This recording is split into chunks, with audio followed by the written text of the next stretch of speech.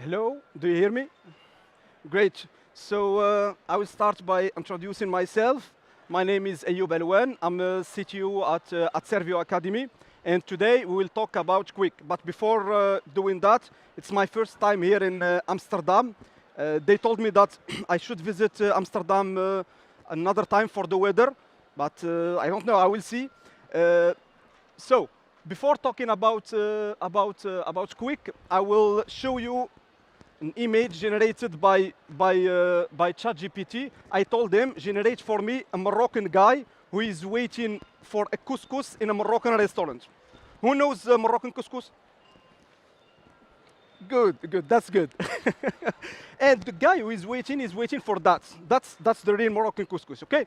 And the problem in this restaurant is that when he told the waiter what he wants, the waiter said that you should wait for this couscous. It's delicious, yes. You should wait for it more than 45 minutes. That's a lot of time, okay? But maybe he will wait for this couscous. Maybe he will leave. Maybe he will stay. But he will write bad reviews on Google. He will tell his friends that they should never come to this restaurant, and that's not good. But the question here is why I'm doing this parallel. I'm doing this parallel here to try to give a point of view in our web performance, okay? So imagine you're in a website that takes a lot of time to be loaded, and every time you want to load it, you should wait for the JavaScript, for example, 10 seconds, 15 seconds. That's not a good user experience, okay? So, and it's not only about the user, it's also about Google. So we have here Core Web Vitals that are metrics used by Google to rank your websites. For example, if your website doesn't respect the metrics that they have, you will be ranked. You will not be ranked, for example, in the first page. So you will not have a good SEO. You will not have good performance. In Google, it take care of that. Why? Because they care about the users. So they will rank websites based on these metrics. For example, here we have LCP, largest content fill pans. It's a metric that measures the time that will take your website to load the largest content that you have. For example, an image. If this image, for example, it takes more than 5 seconds to be loaded, you don't have a good score in this metric. We have also the first input delay. So the first input delay, it measures the time that your website takes between showing, for example, a button and that the button it becomes interactive. And we will talk about that after that. And we have also the cumulative layout shift. It's the metric that measures, for example, the layouts that you have. So I will give you an example. I visit always the website of the Financial Times, and when I want to click on login, I have an ad, and after that I click on the ad. That's a bad user experience because the ad moves all your page down. In Google, it measures that. If you have a lot of things like that in your website, you will have a bad score. But why I'm talking about that? I'm talking about that because as web developers, we should care about performance. If we care about performance, we will care about how we develop our websites. Okay? So when we develop our websites here, I have a schema here that show a graph here that show if we need more interactivity in our websites, we will need more JavaScript. We know that. If you have no button in your website, you have only a static one, you will not need the JavaScript. It's only one page, okay? But if you need data tables, graphs, a lot of things in your web page, you will need more JavaScript because you need more interactivity. But the problem here is that you will lose in terms of performance. Do I talk in? I'm talking loud. No, it's good. Good. Okay. Thank you. So to give a context why we lose in performance when we want more interactivity in our page. So I will show, for example, here when we are working with SPA frameworks. So when we are working with single page application, we load our HTML. That is a blank page. We have nothing in this HTML, okay? And after having this HTML, we will load all the JavaScript needed for our websites. And after loading this JavaScript needed for our websites, we will execute it. And you know, the page is blank. We have nothing. That's what I'm talking about. And after that, we will render our page. And now we will have a page that is interactive. OK? So for example, here, if you're working on slow internet, and you have a page that you should download, for example, 20 megabytes of JavaScript. That's not good. You will take a lot of time. OK? So to try to improve this process, we need something called hydration. So when we are doing hydration, what we do? We send all the HTML of our page, OK? That we need to show to the user. But the problem is the website doesn't function. We need to wait for our JavaScript to be loaded, the same one, and to be executed. And after that, we will do the hydration, and we will have our page that is interactive. So what we are trying to do here is trying to show something to the user, but this something doesn't work. This is why, for example, we have if you attended to the talk of Minku, he's talking about differ views, and in React we have suspense, is to try to improve this process of hydration of our page. OK? So what I'm trying to talk about today is to talk about Qwik.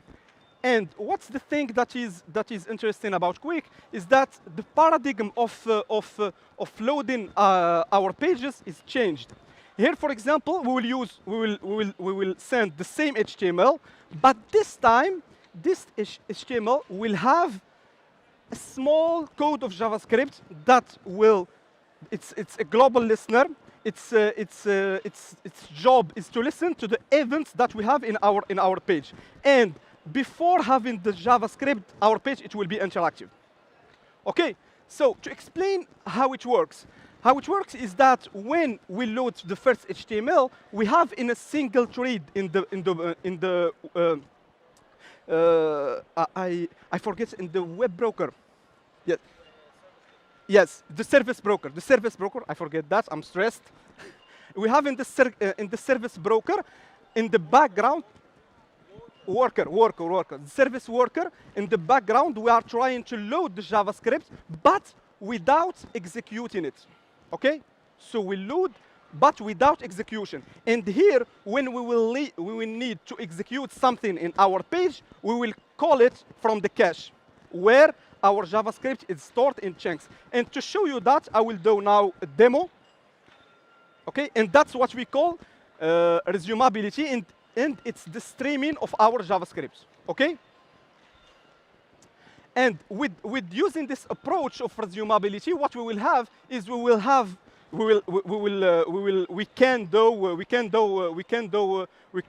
add the interactivity that we want in our websites, but without losing in terms of performance.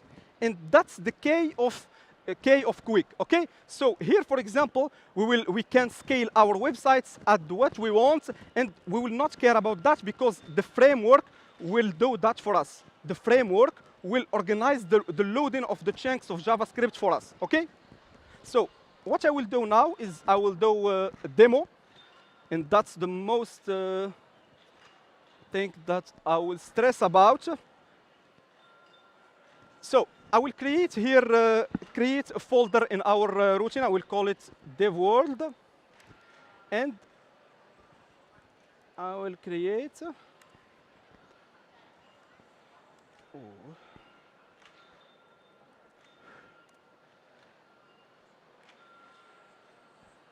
Default. OK. So here I will call our route, and it's working. OK. So what I will try to do here is I will add a simple button that do only a simple cancel log. OK.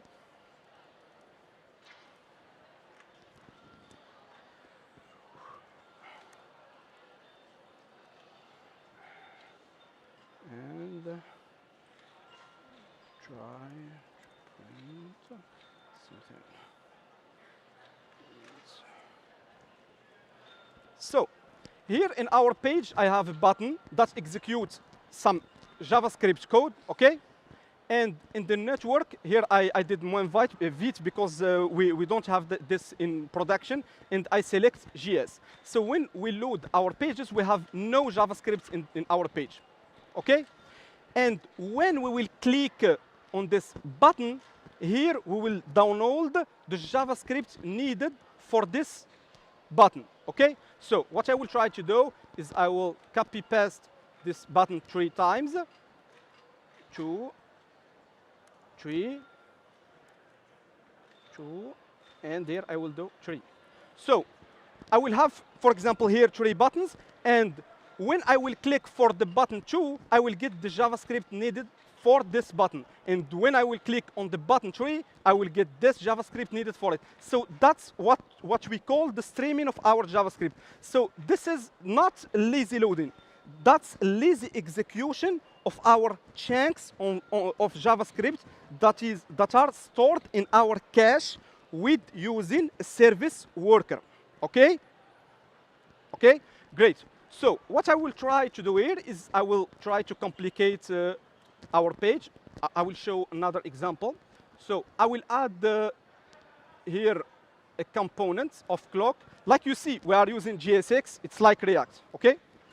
And I will have a simple Qwik. Okay.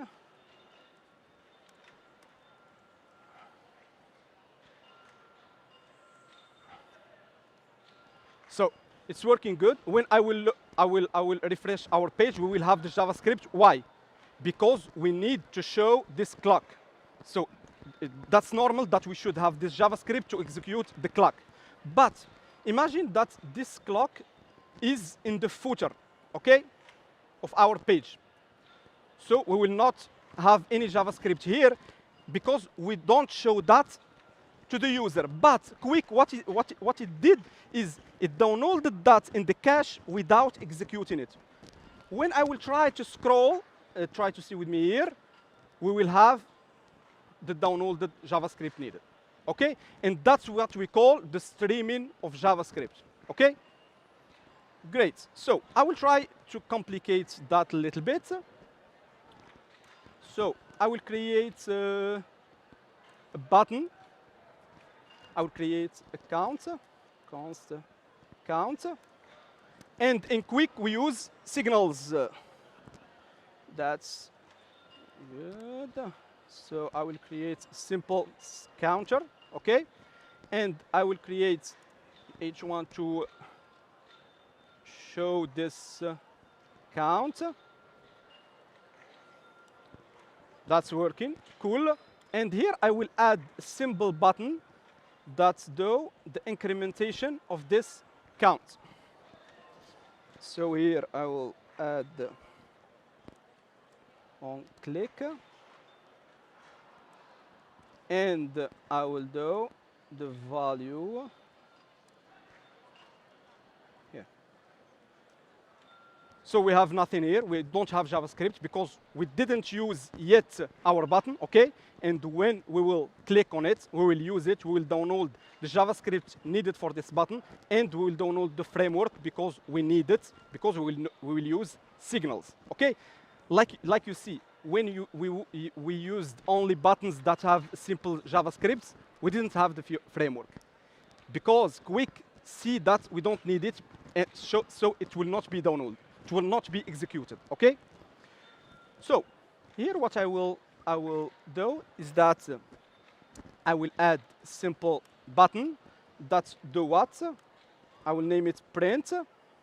And this button is simple. When I will click on this button, it will perform some lines of code, okay? So I will do simple console log to say if it's, is it working? So when I will click here in the console log, I have it's working, okay? So what I will say to my button, I want you to print something only if the count value is more than 126. So now you can print the console log condition is verified. Okay? So I will have my console log here. I will click. I have no JavaScript here.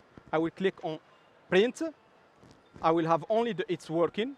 I will not have the condition is verified because the condition is not verified. Okay? But when we will see in our network, we will have this condition verified in our chunk of code. And that's a problem because in this manipulation that we did with our button, we don't need this line of code.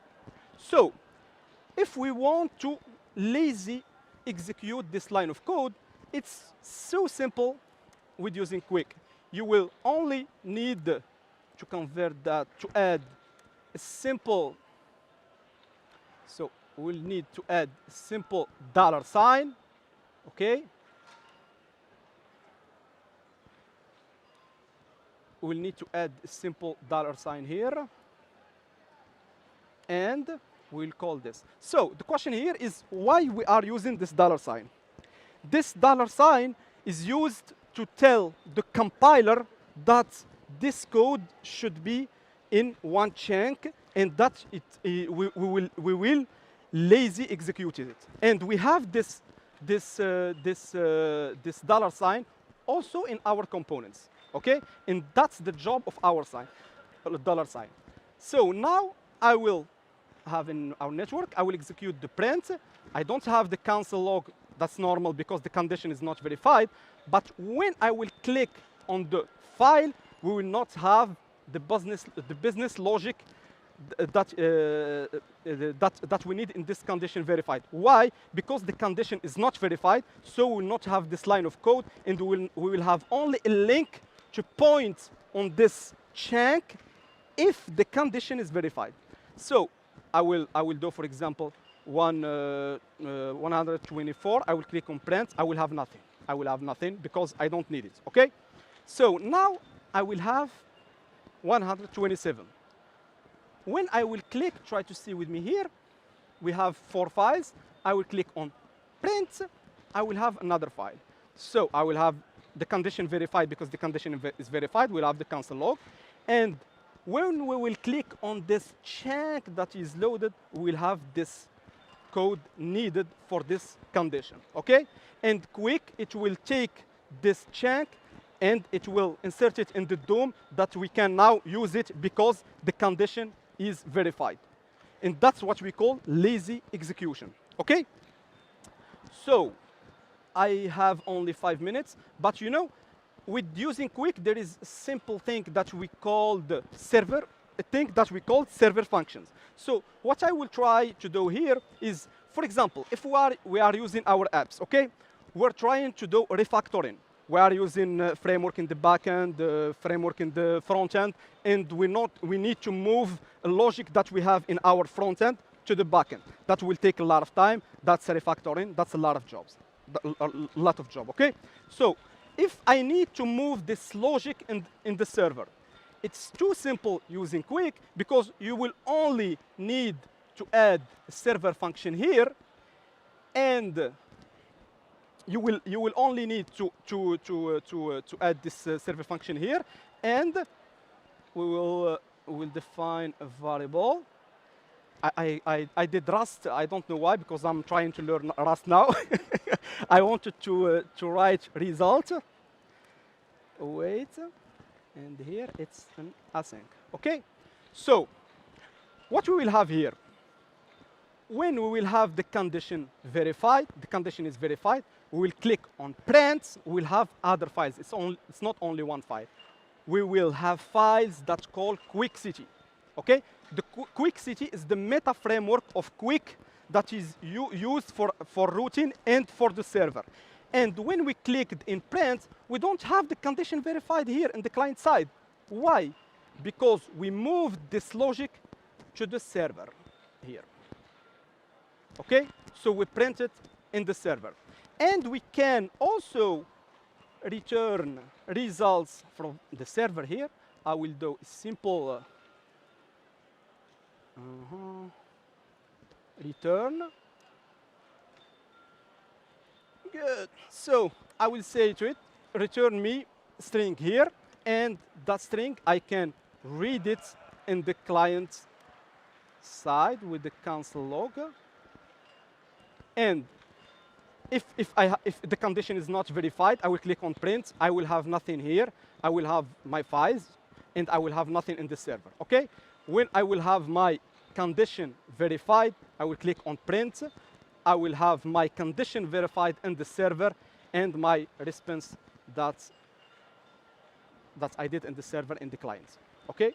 So with using Qwik, you can do lazy executions of your code, of your components, and also you can work with the server with doing like we did here with simple console log, but when we are coding apps, it's more complicated logic, and moving this logic that we have in the front end to the back end easily with only using server function. And that was the end of my talk. Thank you so much.